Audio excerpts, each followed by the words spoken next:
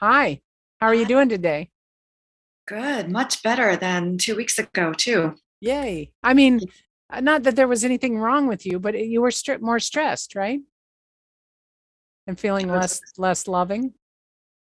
Yes, Yeah. absolutely. I think it was just overwhelming, but Yeah. I still have days, I still have moments. And earlier we had that conversation where you suggested, well, you might as well just be prepared for it. And I think that that is something that, because my mind tends to go in the worst case scenario, Mhm. catastrophizing, Mhm. awfulizing. Uh, Awfulizing, yeah. mhm. I almost find that that's a necessary strategy for me. So it gets kind of Are intense, are but you using it to your benefit though? I think this is where I was saying like, okay, rather than just letting your mind go off on this wild goose chase, wrangle your mind and do it in a more dedicated way. The worst case scenario. I don't know. I think for me, just thinking about the worst case scenario has been the pattern. So I don't know any other way in some ways. Yeah. That just seems to be what I needed to do. So I have done that the past 2 years. Okay. Intense, but I think once you get to the bottom of it, then there's no other way. For me, ultimately, it was like death, death or the pain of suffering and all that. Mhm. So just working on that and working on that possibility and being okay with that. I'm thinking of a workshop that I did, and this woman was talking about how whenever she wasn't visiting her parents, and this was an adult woman, an older adult woman with her older adult parents, she was kind of feeling guilty. And I said, okay, so let's dig into that. What are you feeling? And this is kind of what I'm suggesting about preparing for what is your mind telling you is the worst case scenario? And this is what we got down to. We just kept going down and down and down until she was able to say out loud, I'm afraid my dad is going to die and I will be at the grocery store, even though they don't live together. Like I should be there. I should know when and I should be there. Right. And I think, and once we got to that and tapped a little bit on that, she was like, oh my gosh, I have put my whole life on hold, my happiness on hold because my mind says I should be there.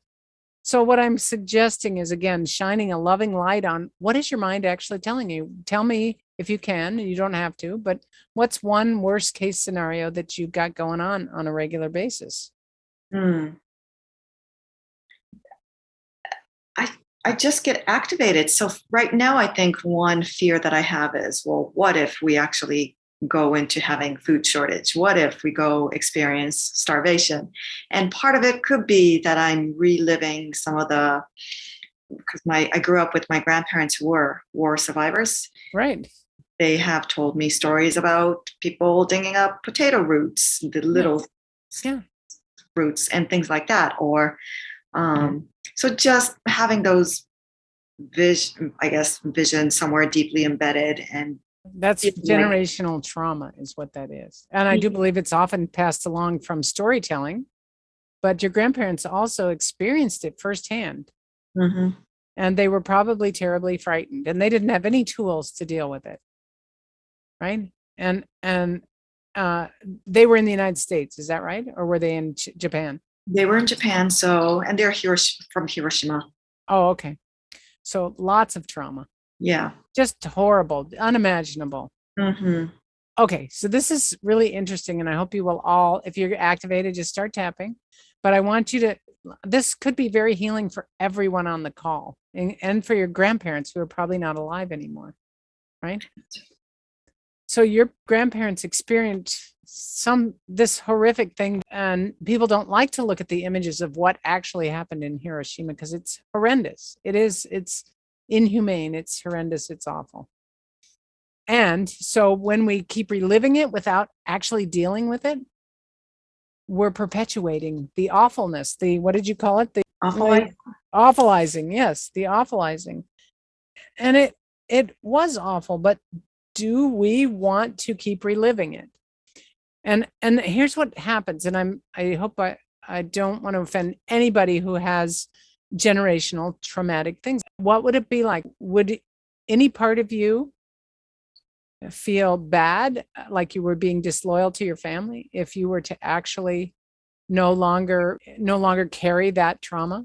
Yeah, I do think that there's that part because respect for the elders and honoring their experiences definitely something that has been stressed, and not necessarily just my grandparents, and probably not so much verbally from them, but my parents. I think there was this idea that they really wanted me to know that life is hard, life is about suffering, and from there I think their idea was, because they were minority Christians, their idea was for me to find the divine connection and trust in God and the salvation, and Yeah. so take it to the spiritual level. That I think that was their intention, but the message that I have received as a little girl was a lot more different. It's like, Yeah. why do I even exist? Yeah. Oh, how come I have to suffer? Do I have to suffer because my grandparents suffered? Do you believe that you have to suffer because your grandparents suffered? Well, I think my father might have tried to be loyal by finding a solution to the suffering, trying to make sense of the suffering by Right. taking it to spirituality. Hmm. So my grandfather had definitely supported my father go through that path of theology. Hmm.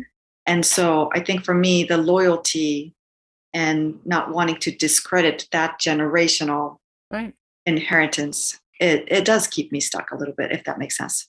It absolutely does. And this isn't the first time I've come up to this issue, something similar. I want you to tap with me and just notice what happens. Everybody tap and say, I've always felt loyal to my ancestors. I've always felt the need to be loyal to my ancestors. Good way to change the wording. On the eyebrow, I was taught that I should respect my elders. I was taught to respect my elders Side of the eye, and honor their experience. and honor their experience. Under the eye, and somewhere in that messaging, I decided, I decided is this being emotional for you? Okay, good. Just stay with it. Stay with me, and I'll stay with you. That I was supposed to suffer. that I was supposed to suffer. Collarbone. What if I interpreted that incorrectly? What if I interpreted that incorrectly? Under the arm. What if I can honor their experience What if I can honor their experience and absolutely respect them? and absolutely respect them On the eyebrow, and not suffer as much as they did? and not suffer as much as they did, or give myself permission? Yeah, just say, Wow. I give myself permission. Can I give myself permission? Do I believe that that's possible? Now, which thing is what possible? That I don't have to suffer, that I don't have to. Okay. Do you want your kids to suffer? Okay. There's the link right there. This is 4 generations. That's usually how long it takes without any outside help. 4 generations to start really changing things. So why don't you want your kids to suffer?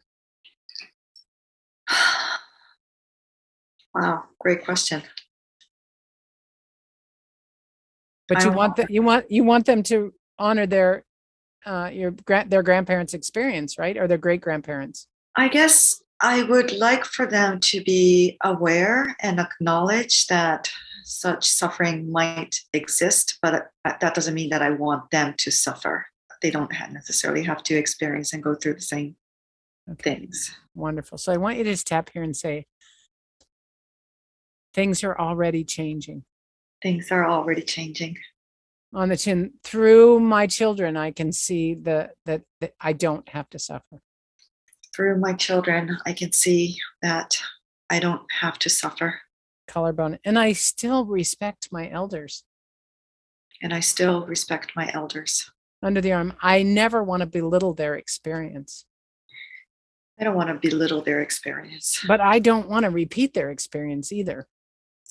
I don't want to have to repeat and go through that experience either. Yeah.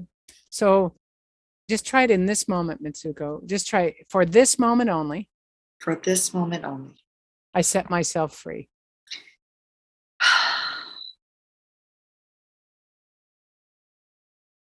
And let all the emotions come up. Whatever's coming, just keep tapping.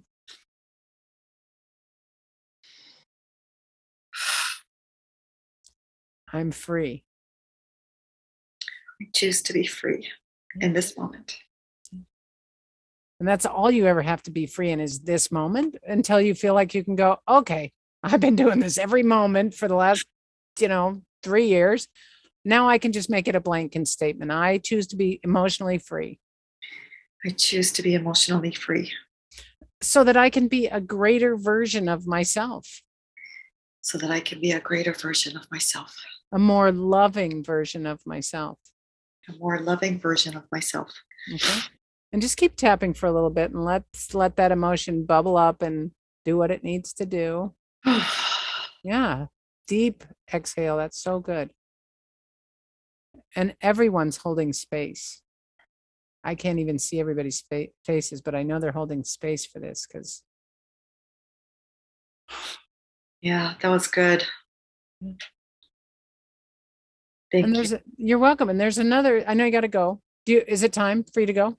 About almost. Okay. I just want to offer one other thing. One Yes. thing that I've discovered through doing this work is I don't consider myself a medium, but I do often get messages from the other side, right? I don't know what that means, but oftentimes it's like, it's okay to let it go. We're happy. We're free. It's okay for you to let it go. And actually, the first time I ever had that happen, the image was the people on the other side giving you a standing ovation for being free, because they know you got it. But we're not here to make each other suffer. At least we're not here to make each other suffer. And if we're making ourselves suffer, we're going to make other people suffer too, inadvertently. Mm-hmm. Okay. All right. So just take a deep breath. I know you got to go. Thank you so much for being here and for participating in this class. Really appreciate it. And for participating so wholly in the class. That's what we need. Mary's waving at you, Everybody is here for you. And you're here. You've been here for everybody else as well. Thank you. Thank That was you. wonderful. Thank you. I'll be All right. We'll see you soon. Bye, Mitsuko.